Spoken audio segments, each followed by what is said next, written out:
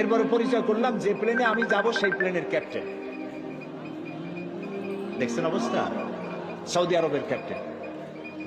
আমি তাকে জিজ্ঞেস করলাম, সে বলল যে হাফেজ যদি কেউ হয় তাহলে আমাদের দেশে চাকরি পায় তাড়াতাড়ি, আর কমসে কম 10 পারা কোরআন শরীফ মুখস্থ না হলে চাকরি হবে না। যদি আমাদের দেশে এইভাবে কোরআন শিক্ষা দেওয়া হতো ছেলেদেরকে মেয়েদেরকে, কতই না ভালো হতো। আমার ছেলে মেয়ের কোনো দোষ না, সিস্টেম অফ এডুকেশনের দোষ। এটাকে পরিবর্তন করার জন্য আমরা চেষ্টা চালাচ্ছি। আল্লাহ যেন কবুল করেন, বলেন আমিন, জোরে বলেন আমিন। দেশ এখন আগের থেকে অনেক ভালো পর্যায়ে এসে গেছে, ঠিক না ভাই? ঠিক না?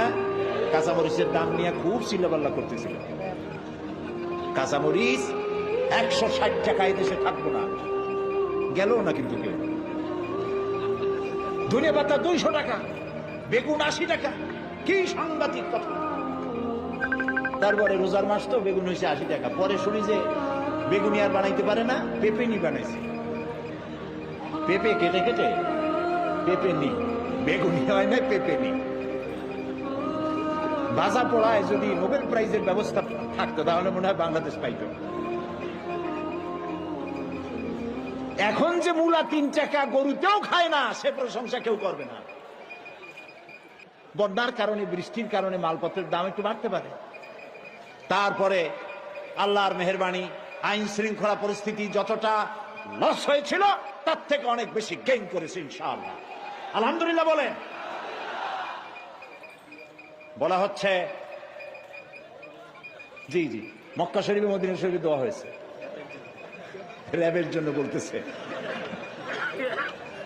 র্যাব নামাতে গোটা জাতি বলেছে আলহামদুলিল্লাহ, শুধু একটি দল কষ্টে পড়ে বলেছে ইন্না লিল্লাহ।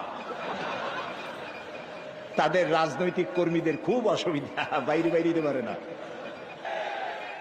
যারা বলে সাম্প্রদায়িক সম্প্রীতি বিনষ্ট হচ্ছে বাংলাদেশে, শুনতে চাই কোথায় সাম্প্রদায়িক সম্প্রীতি বিনষ্ট হয়েছে? দেশ নাকি জাহান্নামের প্রান্তে চলে গেছে। আপনাদের সময় কোন হাবিয়া দুজকের মধ্যে ছিল দেশ? তাও একটু কম। আমাদের দেশে সাম্প্রদায়িক সম্প্রীতি বিনষ্ট হয়েছে যারা বলে, তারা 100% মিথ্যাবাদী। এই খুলনায় পূজা হইতে পারছে না, পারে নাই? পেরেছে কিনা? আমার পিরোজপুরে মসজিদের পাশে দুর্গা পূজার গেট তৈরি হয়েছে, মাইক বেজেছে, কেউ নিষেধ করে নাই। আর আমাদের